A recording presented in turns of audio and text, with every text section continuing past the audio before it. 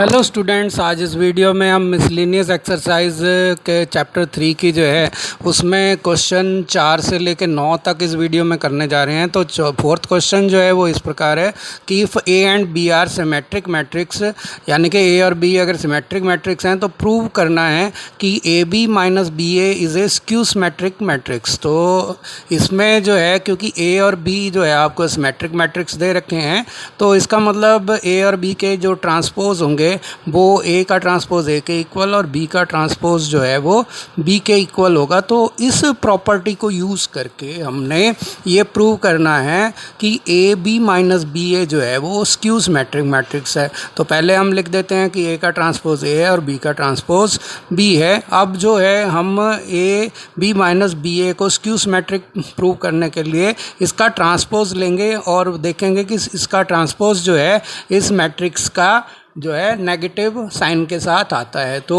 ए B minus B ए का transpose क्या होगा, ए बी का ट्रांसपोज माइनस में बी ए का ट्रांसपोज, क्योंकि एक्स का ट्रांसपोज माइनस एक्स का जो एक्स और माइनस का जो ट्रांसपोज होगा वो एक्स का ट्रांसपोज माइनस वाई का ट्रांसपोज होता है इस नियम के द्वारा। देखिए ये एक्स माइनस वाई का जो ट्रांसपोज है वो एक्स का ट्रांसपोज माइनस वाई का ट्रांसपोज होता है। तो इस तरह से ए बी को अगर हम एक्स माने बी ए को वाई माने तो ये हो जाएगा ए बी का ट्रांसपोज माइनस बी ए का ट्रांसपोज। अब ए बी का ट्रांसपोज जो है वो बी का ट्रांसपोज इंटू में ए का ट्रांसपोज होगा, और इसी तरह से बी ए का जो ट्रांसपोज है वो ए का ट्रांसपोज इंटू में बी का ट्रांसपोज होगा, क्योंकि हमें पता है कि एक्स और वाई का जो ट्रांसपोज होता है इनके मल्टीप्लिकेशन का एक्स इंटू वाई का, वो वाई का ट्रांसपोज इंटू में एक्स का ट्रांसपोज होगा। तो या ए और बी का जो ट्रांसपोज आप कह सकते हैं कि ए बी का ट्रांसपोज बी का ट्रांसपोज और ए का ट्रांसपोज होगा। इसी तरह से बी ए का जो ट्रांसपोज है वो ए का ट्रांसपोज इंटू में बी का ट्रांसपोज होगा। तो इस रूल को जो है यहाँ पे हमने लगाया है। अब जो है हमें पता है कि ए और बी दोनों जो है सिमेट्रिक्स थे, तो ए के ट्रांसपोज की जगह ए और बी के ट्रांसपोज की जगह बी लिख देंगे। तो ये हो जाएगा बी और ये हो गया ए। इसी तरह से ये हो गया ए और ये हो गया बी। तो ये जो है इस तरह से आया, वो जो हमें गिवन था उसको हमने यूज़ किया है कि बी का ट्रांसपोज बी के इक्वल है और ए का ट्रांसपोज ए के इक्वल है। अब जो है हम इनमें से माइनस जो है वो कॉमन ले लेते हैं, क्योंकि हमें इसको ए बी माइनस बी ए के तरह रखना है। तो माइनस बाहर लिया तो ये हो गया ए बी माइनस बी ए, तो ये आ गया। तो अब आप देख रहे थे कि ए बी माइनस बी ए का जो ट्रांसपोज है वो ए बी माइनस बी ए के नेगेटिव के बराबर है। इसका मतलब ए बी माइनस बी ए जो है वो एक स्क्यू सिमेट्रिक मैट्रिक्स है, और यही जो है हमारे को शो भी करना था, प्रूव करना था। तो ये जो है ए बी माइनस बी ए जो है स्क्यू सिमेट्रिक्स है, क्योंकि स्क्यू सिमेट्रिक्स का तब होती है कोई मैट्रिक्स अगर उसका ट्रांसपोज किसी मैट्रिक्स का उसके मैट्रिक्स के नेगेटिव के इक्वल आता है। तो यहाँ पर ये क्वेश्चन आपको समझ आ गया होगा। फिफ्थ क्वेश्चन है, show that the matrix B transpose A B is symmetric और skew symmetric according as A is symmetric और स्क्यू सिमेट्रिक। इसका मतलब वो कह रहा है कि बी ट्रांसपोज ए बी जो है मैट्रिक्स जो आएगी इससे वो सिमेट्रिक तब होगी अगर जो है ए सिमेट्रिक होगा, और अगर ए स्क्यू सिमेट्रिक होगा तो ये स्क्यू सिमेट्रिक मैट्रिक्स आएगी। तो पहले हम ये मान के चलते हैं कि ए जो है वो एक सिमेट्रिक मैट्रिक्स है, और हमारे को प्रूव करना है कि बी ट्रांसपोज ए बी जो है वो भी एक सिमेट्रिक मैट्रिक्स है। तो इस तरह से जो है क्योंकि ए सिमेट्रिक्स है तो इसे सिमेट्रिक होने की वजह से ए का ट्रांसपोज ए के इक्वल होगा। अब जो है इसमें आपको जो दे रखा है मैट्रिक्स उसको सिमेट्रिक या स्क्यू सिमेट्रिक प्रूव करने के लिए आप जो है उसका ट्रांसपोज लेते हैं कि वो किस फॉर्म में आता है। तो यहाँ पे बी ट्रांसपोज ए बी का आपने ट्रांसपोज लिया, तो ये जो है हमारे पास हो जाएगा। अगर आप बी डैश ए को बी ट्रांसपोज ए को एक मैट्रिक्स ले लें और बी को दूसरे वाला लें, यानी कि बी ट्रांसपोज ए को एक्स ले लें और बी को वाई ले लें, तो एक्स और वाई का जो ट्रांसपोज है वो होता है आपका वाई का ट्रांसपोज इंटू में एक्स का ट्रांसपोज, जैसा कि यहाँ दिखा रहे हैं एक्स वाई का ट्रांसपोज वाई का ट्रांसपोज इंटू में एक्स का ट्रांसपोज है। तो अगर B dash A B transpose A अगर हमारा एक्स के इक्वल है और बी जो है वो वाई के इक्वल है तो ये हो जाएगा y का ट्रांसपोज यानी कि b का ट्रांसपोज और x का इंटू में x का ट्रांसपोज यानी कि b ट्रांसपोज a का ट्रांसपोज। तो ये आपके समझ में आ गया होगा। अब जो है b के ट्रांसपोज को एज इट इज़ लिख देते हैं। b ट्रांसपोज a का जो ट्रांसपोज होगा वो a ट्रांसपोज इंटू में b ट्रांसपोज का ट्रांसपोज हो जाएगा। तो ये a का ट्रांसपोज इंटू में b ट्रांसपोज का ट्रांसपोज, ये इस तरह वजह से हुआ है। वही वाला रूल जो अभी हमने ऊपर लगाया था कि x इंटू वाई का ट्रांसपोज y के ट्रांसपोज इंटू में x के ट्रांसपोज के इक्वल है। तो b का ट्रांसपोज तो b ट्रांसपोज ही रहेगा, a का ट्रांसपोज a ट्रांसपोज ही रहेगा, लेकिन b के ट्रांसपोज का ट्रांसपोज दोबारा b हो जाएगा क्योंकि x के ट्रांसपोज का ट्रांसपोज x होता है। क्योंकि ट्रांसपोज में क्या करते हैं, हम रो को कॉलम्स में बदल देते हैं और कॉलम्स को रो में बदल देते हैं। तो उसका दोबारा ट्रांसपोज लेंगे तो जो हमने रो कॉलम में बदली थी वो दोबारा रोज में बदल जाएंगी, तो इसका मतलब वो पुरानी पोजीशन में ही आ जाएगा। तो इस तरह से ये क्या हो गया, बी ट्रांसपोज ए बी हो गया। तो बी ट्रांसपोज ए बी का ट्रांसपोज भी बी ट्रांसपोज ए बी है, यानी कि ऐसे हो गया जैसे ए का ट्रांसपोज ए के इक्वल है। इसका मतलब ये हुआ कि बी ट्रांसपोज ए बी जो है वो सिमेट्रिक मैट्रिक्स है अगर ए जो है वो सिमेट्रिक है। तो ए के सिमेट्रिक होने पर बी ट्रांसपोज ए बी भी सिमेट्रिक ही होगा। अब हम इसको ये देखते हैं कि अगर ए जो है वो स्क्यू सिमेट्रिक मैट्रिक्स है तो स्क्यू सिमेट्रिक्स की कंडीशन में क्या होगा।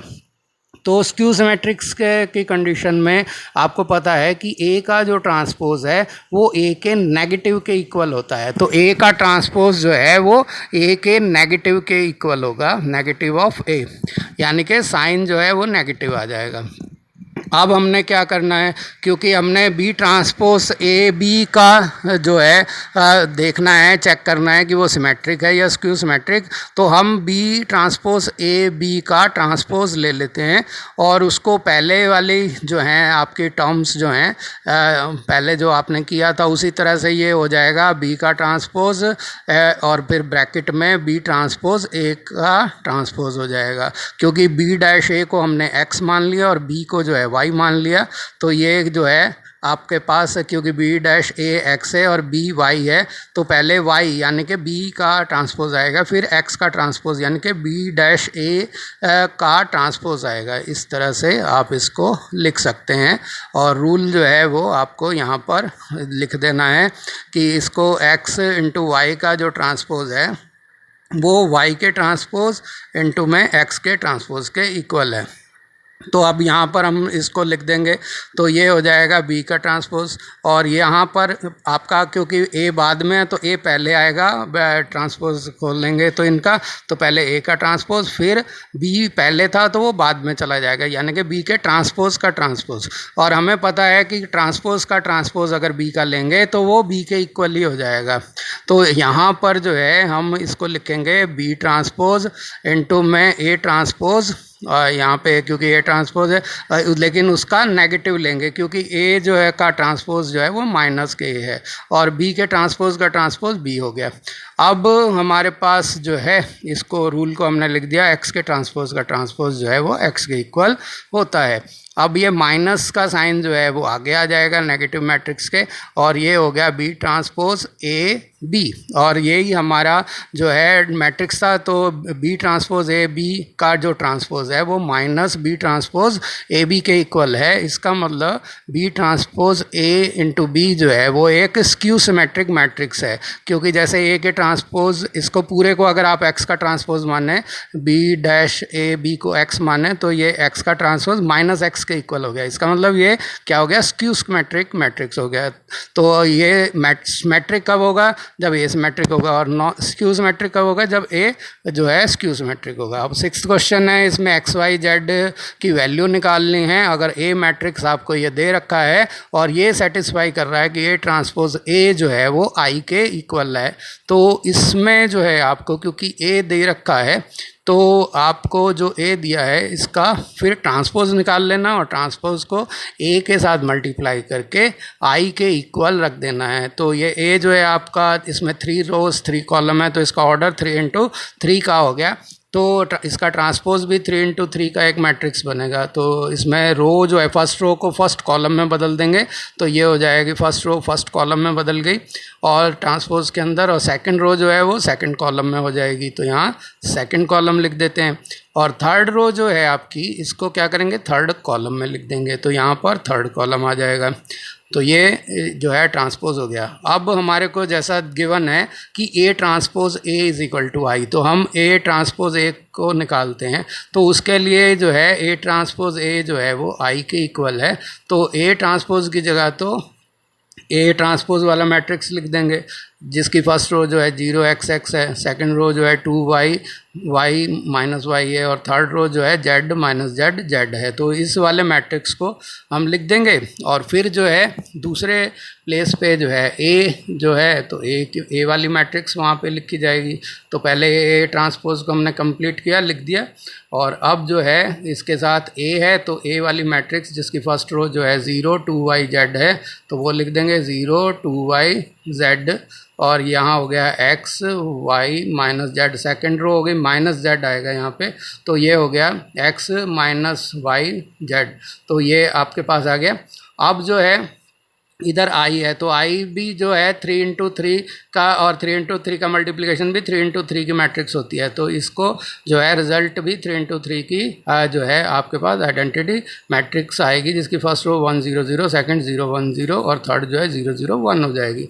अब जो है इसको मल्टीप्लाई करना है तो A11 के प्लेस पे क्या निकालना है, फर्स्ट रो फर्स्ट कॉलम, यानी कि 0 को 0 से मल्टीप्लाई किया, प्लस में x को x से किया, फिर x को x से किया, तो ये हो गया 0 + x² अब A12 के प्लेस पे क्या लेना, फर्स्ट रो और सेकंड कॉलम को मल्टीप्लाई करना है। तो 0 को 2y से करेंगे तो 0, x को y से मल्टीप्लाई करेंगे तो xy, और x को -y से करेंगे तो माइनस के xy आएगा। अब जो है हमारे को 1 3 वाला प्लेस निकालना है तो फर्स्ट रो को जो है थर्ड कॉलम से मल्टीप्लाई करना है। तो 0 को z से करेंगे तो 0, x को -z से करेंगे -xz, और x को z से करेंगे तो प्लस के xz आ जाएगा। तो ये हमारे पास आया। तो फर्स्ट रो कंप्लीट हो गई। अब सेकंड रो पे आते हैं तो सेकंड रो में 2 1 की पोजीशन निकालनी है। तो सेकंड रो को फर्स्ट कॉलम से मल्टीप्लाई करना है। 2 1 का मतलब सेकंड रो फर्स्ट कॉलम। तो 2y को 0 से करेंगे 0, y को x से करेंगे तो xy हो जाएगा, और -y को x से करेंगे तो माइनस के xy हो जाएंगे। तो यहाँ पे हुआ xy माइनस के xy, तो ये आ गया हमारे पास। अब जो है A22 की पोजीशन है तो सेकंड रो को सेकंड कॉलम से मल्टीप्लाई करना है, यानी कि 2y को 2y से करेंगे ये हो जाएगा 4y², फिर y को y से करेंगे तो y का स्क्वायर हो जाएगा, फिर -y को -y से करेंगे तो प्लस के y का स्क्वायर आ जाएगा। तो यहाँ आएगा प्लस के y का स्क्वायर। अब जो है A23 की पोजीशन देखनी है तो 2 3 का मतलब सेकंड रो थर्ड कॉलम। तो जो है 2y को जो है पहले हम z से मल्टीप्लाई करेंगे तो 2yz हो जाएगा। तो 2yz हमारे पास आएगा पहला 2yz, और फिर जो है y को -z से करेंगे तो माइनस के yz आएंगे, और फिर -y को जो है प्लस के z से करेंगे तो माइनस के yz आएंगे। तो इस तरह से जो है हमारी सेकंड रो कंप्लीट हो गई। अब थर्ड रो में 3 1 की पोजीशन निकाल लिया, यानी कि थर्ड रो को फर्स्ट कॉलम से, 3 1 का मतलब थर्ड रो फर्स्ट कॉलम। तो z को 0 से करेंगे 0, -z को x से करेंगे माइनस के xz, और z को x से करेंगे प्लस के xz, तो या zx भी लिख सकते हैं। अब जो है 3 2 की पोजीशन निकाल लेंगे, यानी कि थर्ड रो को सेकंड कॉलम से, 3 2 मैंने थर्ड रो सेकंड कॉलम। तो z को 2y से करेंगे 2yz, -z को y से करेंगे तो माइनस के yz, तो यहाँ पे -z इंटू में y क्या हो गया माइनस के yz, और z को -y से करेंगे तो माइनस के yz, तो ये आ जाएगा हमारे पास। अब 3 3 की पोजीशन निकालनी है तो थर्ड रो को थर्ड कॉलम से मल्टीप्लाई करेंगे तो z को z से करेंगे तो z² हो जाएगा यहाँ पे, और -z को -z से करेंगे प्लस के z का स्क्वायर हो जाएगा, -z प्लस z, तो z को z से करेंगे तो प्लस के z² हो जाएंगे। तो इस तरह से, और जो है हमारी राइट हैंड साइड पे जो हमारे पास आइडेंटिटी मैट्रिक्स है 3×3 की, उसको जो है एज इट इज़ हम उतार देते हैं। अब हमारे को जो क्या करना है कि लेफ़्ट हैंड साइड में जो मैट्रिक्स है उसको सिंप्लीफाई करना है। और सिंप्लीफाई कर देंगे और फिर कंपेयर कर लेना है राइट हैंड साइड से। तो एक्स स्क्वायर 2x² हो गया, यहाँ एक्स वाई कट जाएंगे क्योंकि अपोजिट साइन के यहाँ 0 हो गया, यहाँ ये भी कट गए तो यहाँ भी 0 आ गया। अब जो है यहाँ देखिए ये भी कैंसिल हो गए तो यहाँ भी 0 आ गया। इधर जो है ये 6y² हो जाएंगे और यहाँ ये सारे कट गए, 2yz और -yz से कट के 0 हो गया और ये भी कैंसिल हो गए तो ये भी 0 हो गया। अब इधर जो है ये भी कैंसिल हो गए, ये भी 0 हो गया और जो है यहाँ पे 3z² हो जाएंगे। आप देख रहे हैं क्योंकि राइट साइड में जो है डायगनल के अलावा सारे जो हैं 0 हैं, तो इधर भी लेफ़्ट साइड में भी डायगनल के अलावा सारे 0 हो गए। क्योंकि अब आपको कंपेयर करना है तो कंपेयर करने के देखेंगे आप जो इनको कंपेयर करते हैं तो 2x² जो है वो 1 के इक्वल होगा, तो और 6y² जो है वो भी 1 के इक्वल है और 3z² है वो भी 1 के इक्वल है। बाकी जो जीरोज़ हैं वो करस्पॉन्डिंग ज़ीरोज़ के पोजीशन के हिसाब से 0 के इक्वल हैं। तो 2x² 1 हुआ तो x² जो है 1/2 हो गया। अब दोनों साइड का स्क्वायर रूट लेंगे तो x जो है प्लस माइनस के 1/2 हो जाएगा, तो ये x की वैल्यू आ गई। अब y के लिए जो है 6y² = 1 है, तो 6y² = 1 हो गया, तो y² हो जाएगा 1/6, ये 1/6 हो गया। तो y जो है वो हो जाएगा आपके पास प्लस माइनस का साइन लगा के 1/√6। अब जो है 3z² है तो 3z² 1 के इक्वल है, तो z² जो है वो आपका हो जाएगा 1/3 इस तरह से। तो z जो है वो हो जाएगा आपका 1/√3। ये आपके XYZ की वैल्यू आ गई प्लस माइनस के अंदर, ये इसका आंसर है। उम्मीद है ये क्वेश्चन भी आपको अच्छे से समझ में आ गया होगा। अगले क्वेश्चन पे चलते हैं। क्वेश्चन नंबर 7 जो है वो हमने करना है। तो क्वेश्चन नंबर 7 करने के लिए जो है यहाँ पे ये देखिए ये क्वेश्चन है for what values of x। तो ये 3 मैट्रिक्स को लेफ़्ट साइड में मल्टीप्लाई कर रखा है, वो 0 के इक्वल हो तो हमारे को जो है x की वैल्यू निकालनी है, जो कि थर्ड वाले जो है मैट्रिक्स जो कि एक कॉलम मैट्रिक्स है उसके अंदर निकालना है। तो यहाँ पर देखिए लेफ़्ट हैंड साइड को तो हम एक बार जो है राइट हैंड साइड के इक्वल दिया हुआ है और ये गिवन है कि left hand side right hand side equal है। तो पहले लेफ़्ट हैंड साइड को हम ले लेते हैं और इसका जो है 1 to 1 ये जो है फर्स्ट मैट्रिक है जो 1 into 3 का है, यानी कि इसमें 1 रो है और 3 कॉलम है। दूसरे वाला जो मैट्रिक्स है वो 3/3 का है जिसमें 3 रो 3 कॉलम्स हैं, तो इसको लिख लिया। और जो है थर्ड वाली मैट्रिक्स है वो 3 into 1 की है जिसमें 3 रोज़ और 1 कॉलम है, तो ये आ गई। और आपके इधर 0 है यानी कि 0 मैट्रिक्स है, तो इसको 0 लिख सकते हैं या मैट्रिक्स बना के भी उसके अंदर लिख सकते हैं। तो इसको आप बाद में भी मैट्रिक्स बना सकते हैं या भी लिख सकते हैं। तो अभी देखिए ये पहले वाली है 1 into 3 की, तो दूसरी वाली है 3 into 3 की, तो इसमें 3 into 3 कॉमन आउट हो गए बीच वाले, तो 1 into 3 का रिजल्टेंट आएगा। अब ये थर्ड वाली जो है वो है 3 into 1 की, तो इनमें से 3 into 3 से 1 into 3 जो पहले आया था इसके साथ मल्टीप्लाई करेंगे तो 1 into 3 वाली को 3 into 1 से, तो 3 into 3 कॉमन आउट हो गया, यानी कि 1 into 1 का जो है मैट्रिक्स आएगा जो कि आपके 0 मैट्रिक्स के इक्वल हो जाएगा। तो इसका मतलब यहाँ पे इसको आप सिंगल 0 मैट्रिक्स बना सकते हैं। अभी तक मैट्रिक्स का साइन इसलिए नहीं लगाया था कि कितनी बार 0 लगाना है, उसको 2 into 2 का बनाना है या 3 into 3 का बनाना है या किसी और ऑर्डर का बनाना है, ये देखना। तो ऑर्डर पता लग गया कि 1 into 1 है, तो हमने 1 into 1 का एक मैट्रिक्स बना दिया 0 मैट्रिक्स। तो यहाँ पे आप देखिए 1 को 1 से करेंगे 1, फिर 2 को 2 से करेंगे 4 और 1 को 1 से करेंगे तो 1 आएगा। अब जो है आपको जो है 1 2 वाली पोजीशन लेनी है, तो फर्स्ट रो को सेकंड कॉलम से मल्टीप्लाई करेंगे, तो 1 को 2 से मल्टीप्लाई किया तो 2 आया, 2 को 0 से करेंगे 0 आएगा और 1 को 0 से करेंगे तो भी 0 आएगा। अब जो है थर्ड वाले प्लेस में है 1 3 वाली पोजीशन है, तो फर्स्ट रो थर्ड कॉलम, तो 1 को 0 से करेंगे 0, 2 को 1 से करेंगे तो आपके पास 2 आएगा और 1 को 2 से करेंगे तो भी 2 आएगा। तो ये इस तरह से आपके पास आ गया। और जो है आपका जो कॉलम मैट्रिक्स है 0 2 x, इसको आपने एज इट इज़ लिख दिया। अब जो है आप इसको जो है सिंप्लीफाई कर लीजिए, तो ये जो है आपके जो राइट लेफ्ट साइड में है तो ये हो जाएगा मैट्रिक्स, ये 1 + 4 + 1 6 हो गया, और ये 2 + 0 + 0 2 हो गया, और ये 0 + 2 + 2 4 हो गया। और इस मैट्रिक्स को कॉलम वाली को ऐसे ही लिख देंगे। अब आप देख रहे हैं आपके पास 1 × 3 की मैट्रिक्स आई, और जो है इसको मल्टीप्लाई करना है 3 × 1 की मैट्रिक्स से। जैसा कि मैंने पहले बताया था कि 1 × 3 की मैट्रिक्स को 3 × 1 वाली मैट्रिक्स से करेंगे तो हमारे पास ये 3 × 3 कॉमन आउट हो जाएगा, तो 1 × 1 की एक मैट्रिक्स आएगी, यानी कि इसमें एक ही एलिमेंट होगा।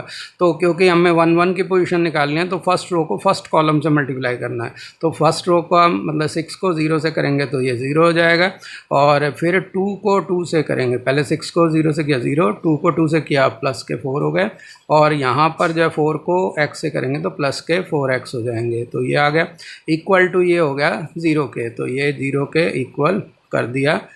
अब जो है दोनों मैट्रिक्स को कंपेयर करेंगे तो यहाँ पे 4 + 4x जो है मैट्रिक्स में एक ही एलिमेंट है, और यहाँ 0 भी एक ही एलिमेंट है, तो इसका मतलब 4 + 4x जो है वो 0 के इक्वल हो गया, जिससे जो है आपका 4x जो है -4 के इक्वल हुआ। इससे x जो है आपका -4/4 यानी कि -1 के इक्वल है। तो यही इसका आंसर है। उम्मीद है ये क्वेश्चन भी आपको अच्छे से समझ में आ गया होगा।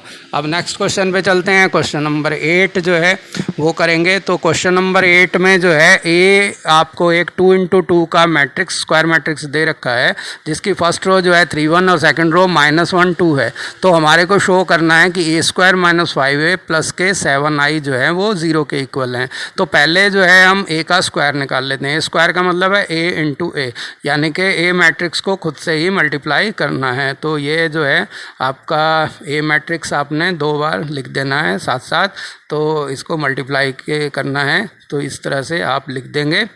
अब जो है इसका दोनों 2 × 2 के हैं तो उनका मल्टीप्लिकेशन भी 2 × 2 का एक मैट्रिक्स आएगा। तो a1 1 की पोजीशन निकालनी है तो फर्स्ट रो को फर्स्ट कॉलम से करेंगे, यानी कि 3 को 3 से करेंगे 9, और 1 को -1 से करेंगे -1। a1 2 की पोजीशन निकालनी है तो फर्स्ट रो को सेकंड कॉलम से करेंगे, तो 3 को 1 से किया 3, और 1 को 2 से किया तो 2 आता है। अब जो है a2 1 की पोजीशन निकालनी है तो फर्स्ट रो को फर्स्ट कॉलम से सेकंड रो को फर्स्ट कॉलम से करेंगे, तो 1 को 3 से किया -3, और 2 को -1 से किया -2। अब a2 2 की पोजीशन निकालनी है तो सेकंड रो को सेकंड कॉलम से, यानी कि -1 को 1 से किया तो -1, और 2 को 2 से किया तो +4। अब जो है इसको आप सिंप्लीफाई कर लीजिए। 9 - 1 8 हो गए, 3 + 2 5 हो गए, -3 - 2 -5 हो गए, -1 + 4 जो है 3 हो गए। तो ये आपका a² आ गया। अब आपको जो है ये जो लेफ्ट हैंड साइड दे रखी है a² - 5a + 7i, तो इसका जो है मैट्रिक्स बनाना है।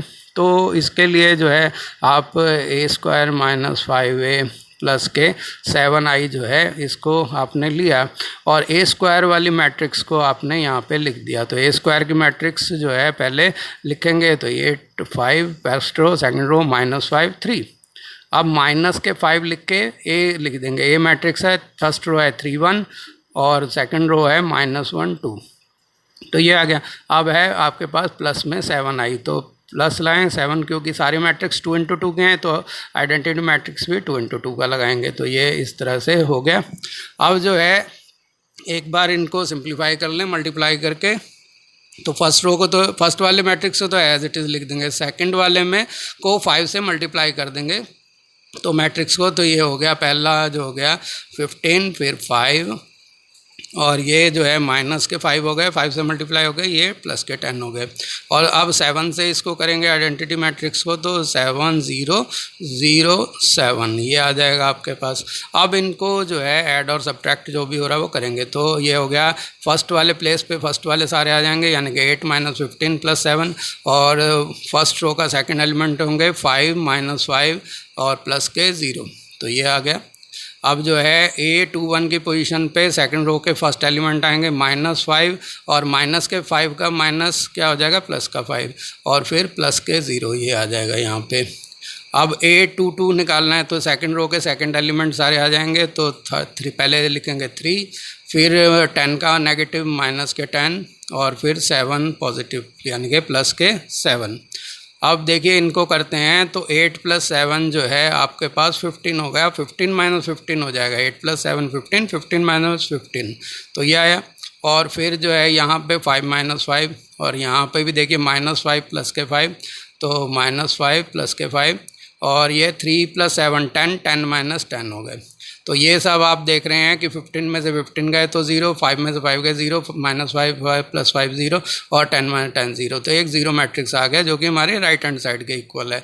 तो इस तरह से left hand side right hand side के इक्वल होगी। तो 8th क्वेश्चन आपके समझ में आ गया। लास्ट क्वेश्चन है इस वीडियो का 9th क्वेश्चन कि फाइंड एक्स इफ़ ये जो लेफ्ट हैंड साइड में दे रखे हैं मैट्रिक्स, इनको अगर ये जीरो मैट्रिक्स के इक्वल हों तो एक्स की वैल्यू क्या होगी वो निकालनी है। तो अब आप देख रहे होंगे फर्स्ट मैट्रिक्स जो है वो 1 × 3 का है, सेकंड वाला 3 × 3 का, 3 रो 3 कॉलम है। अब इन दोनों का मल्टीप्लिकेशन से जो है 1 × 3 का एक मैट्रिक्स आएगा। तो 1 × 3 का, क्योंकि 3 × 3 कॉमन आउट हो जाएंगे। ये जो है इसमें 3 रो 1 कॉलम है तो ये 3 × 1 का है, तो इसको मल्टीप्लाई करेंगे रिजल्ट को तो 3 × 3 कॉमन आउट हो जाएंगे 1 × 1 का, यानी कि एक रो एक कॉलम वाला मैट्रिक्स आएगा। यानी कि मैट्रिक्स में एक ही सिंगल एलिमेंट होगा, वही रो है और वही कॉलम है। तो इसमें जो है वो जीरो मैट्रिक्स के इक्वल यानी कि जीरो के इक्वल हो जाएगा। तो यहाँ लेफ्ट हैंड साइड जो है उसका मैट्रिक्स हमने लिख देना है। और ये क्वेश्चन 8th क्वेश्चन से काफ़ी मिलता जुलता है, उसी तरह से है।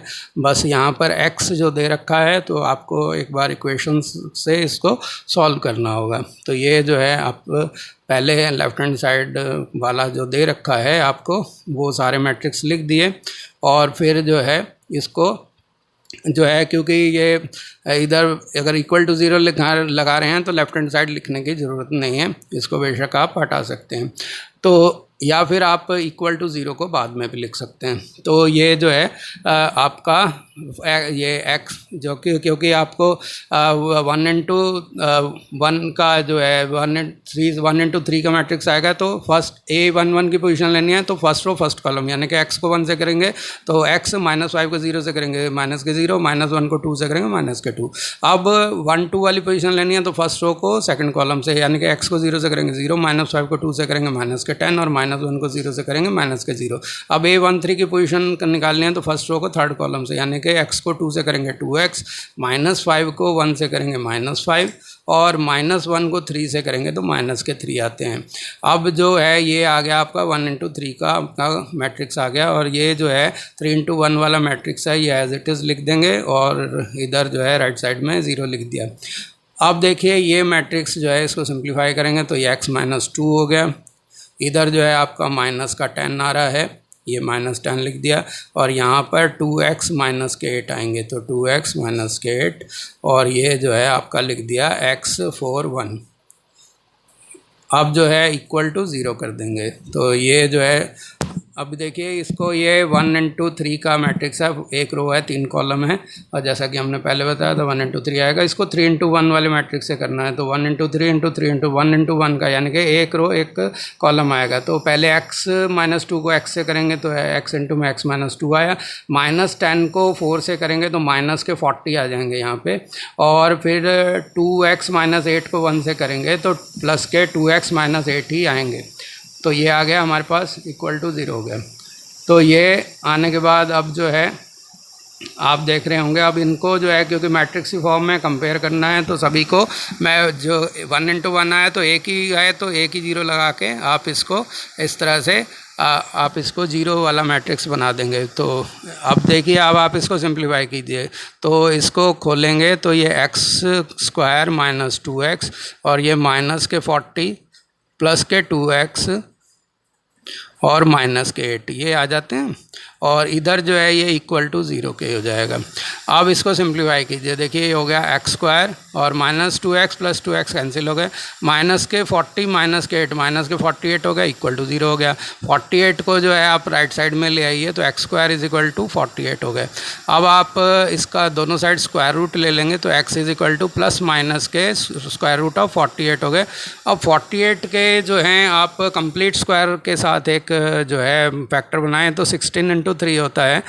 ये इसीलिए बनाया था कि 16 कंप्लीट स्क्वायर है तो 4 बन के बाहर आ जाएगा और 3 रह जाएगा तो +- के 4 √3 जो है इसका आंसर हो। उम्मीद है आपको ये वीडियो पसंद आया होगा। इसी तरह और वीडियो देखने के लिए मेरे चैनल को सब्सक्राइब करें और बेल आइकन जरूर दबा दें। धन्यवाद।